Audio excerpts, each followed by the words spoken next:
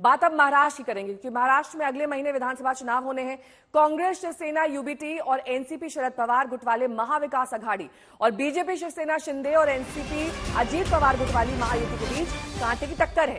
दोनों खेमों को सीटों के बंटवारे में काफी मुश्किलों का सामना करना पड़ा है। महायुति की बची हुई सीटें तय करने के लिए आज दिल्ली में अमित शाह के साथ एकनाथ शिंदे, अजीत पवार और देवेंद्र फडणवीस की बैठक है। शिंदे गुट वाली शिवसेना 45 और अजीत पवार अपने 38 उम्मीदवारों के नाम का ऐलान कर चुके हैं।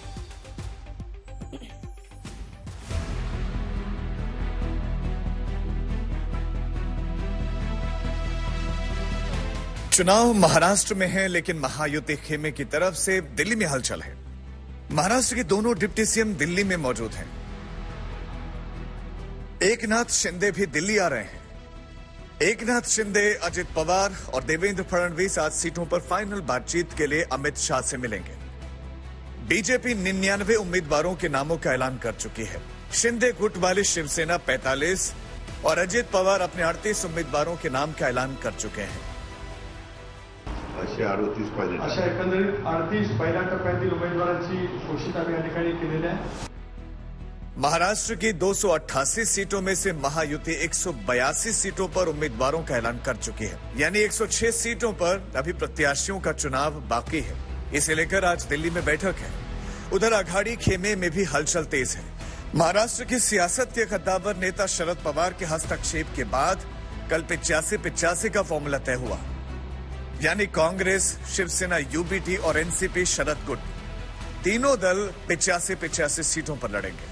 इस तरह आंकड़ा बनता है 255 सीटों का। अघाड़ी 270 सीटों पर चुनाव लड़ने वाली है। 18 सीटें छोटे सहयोगियों को देने जा रहे हैं। इस पर आज फिर से मंथन होने वाला है। 85 270 का एक मत हमने किया है सीट के ऊपर, और जो 28 सीट है, जो हमारी अलायंस है, सिकाप होगी, कम्युनिस्ट होगा, समाजवादी होगी, 18 सीट है। जो हमारी 18 सीट जो है, तो उसमें जो हमारी अलायंस जो दल है, उनसे भी हम चर्चा करके उनको भी कुछ जगह देने का है। महाराष्ट्र का चुनाव अघाड़ी और महायुति दोनों के लिए साख का चुनाव, लेकिन अब तक ये साफ है कि बड़ी चुनावी लड़ाई से पहले दोनों ही खेमों में सीटों को लेकर खींचतान है। आज तक ब्यूरो। विद्या मेरी सहयोगी इस वक्त जुड़ गई हैं तमाम जानकारी के साथ। विद्या, महाविकास अघाड़ी में अभी भी पेच फंसा हुआ है।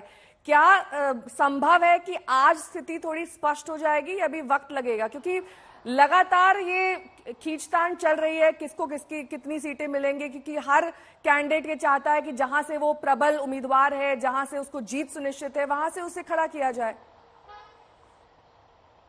जी बिल्कुल, लेकिन ये पेंच नेहा मैं बता दूं सिर्फ महाविकास अघाड़ी में नहीं है, महायुति में भी है। कल तक जहां पर लग रहा था कि महायुति में सब कुछ ठीक ठाक चल रहा है, लेकिन अमित शाह को भीष्म पितामह का रोल अपनाना पड़ रहा है और अब उन्हें इस पूरे सीट बंटवारे को लेकर अभी ये पूरी जो बातचीत, जैसे आपने भी बताया कि सब चीज अब दिल्ली में हो रहा है, वैसे ही यहाँ पर भी महाविकास अघाड़ी में शरद पवार भीष्म पितामह का रोल कर रहे हैं और वो देख रहे हैं, सुनिश्चित कर रहे हैं कि ये जो अलायंस है वो बरकरार रहे और सीटों का बंटवारा जिस तरीके से है वो अच्छे से हो जाए।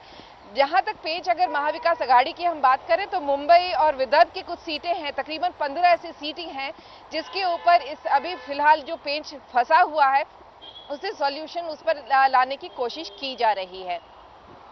ठीक है, मैं लौटूंगी आपके पास। इस बीच एमवीए में अभी भी सीटों पर खींचतान है। ये सीटों का समीकरण हम आपको दिखा रहे हैं, लेकिन इस बीच विद्या सवाल ये उठ रहा है कि शरद पवार के आगे भी स्थिति इस वक्त काफी ज्यादा मुश्किल है, क्योंकि शरद पवार ये नहीं चाहते कि कोई भी ऐसा महत्वपूर्ण व्यक्ति जो इस पूरे गठबंधन में शामिल है वो खिसक कर दूसरे खेमे में चला जाए। तो ऐसे में सबको समेट कर भी रखना है, सबको खुश भी रखना है, सीटों का बंटवारा भी इस तरीके से करना है कि जीत सुनिश्चित हो। ये बहुत बड़ी खिचड़ी है। जी बिल्कुल, यही चीज दोनों ही अगर आप महायुतीज में देख लें, दोनों ही अलायंसेज में देख लें, तो यही समस्या सबको आ रही है कि कहीं एक, और हमने पिछले कुछ दिनों में देखा भी है, एक नेता दूसरी नेता में दूसरी पार्टी में चला जा रहा है। जो अभी शरद पवार फैक्शन में थे, वो जो अजीत पवार फैक्शन में थे, वो शरद पवार फैक्शन में जा रहे हैं। वहीं शिवसेना से एक छोड़ के कोई दूसरी, तो इस तरह से लोग छोड़ के जरूर जा रहे हैं, लेकिन कोशिश हर कोई यही कर रहा है कि अलायंस नहीं टूटे। अलायंस में जैसा कि योगी जी बोले थे कि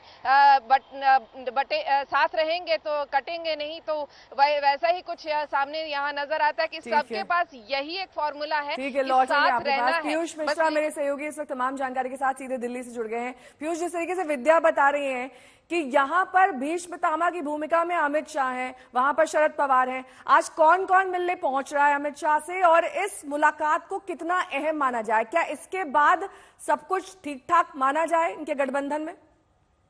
जी बिल्कुल, यहाँ पूरी उम्मीद यही जताई जा रही है कि आज की जो बैठक होने वाली है गृह मंत्री अमित शाह के साथ, जिसमें एकनाथ शिंदे, देवेंद्र फडणवीस और अजित पवार के साथ साथ प्रफुल्ल पटेल भी शामिल होने वाले हैं। उस बैठक के बाद लगभग तस्वीर जो है वो साफ हो सकती है। अब तक 288 विधानसभा सीटों में से तीनों पार्टीज ने मिलकर लगभग 182 उम्मीदवारों के नामों का ऐलान कर दिया है। बीजेपी ने 99, अजित पवार ने 38 और एकनाथ शिंदे ने अपनी पार्टी के 45 उम्मीदवारों के नामों का ऐलान कर दिया। लेकिन 100 से ज्यादा सीटें अभी भी बाकी है। 106 सीटें बाकी हैं पीयूष, उस पर कब तक ऐलान हो जाएगा?